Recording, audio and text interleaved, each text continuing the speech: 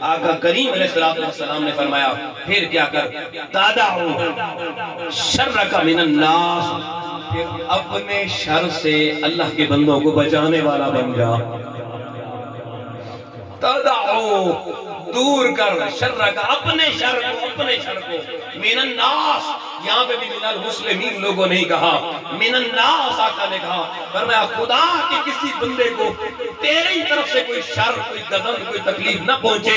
فرمایا فَإِنَّهَا صَدَقَةٌ. لوگوں میرے محبوب کا جملہ سننا، فرمایا یہ وہ صدقہ ہے تصدقوا بِعَلَىٰ نَفْسِكَ. حضور نے فرمایا بندے جو صدقہ تو اپنی جان پر خود دے گا.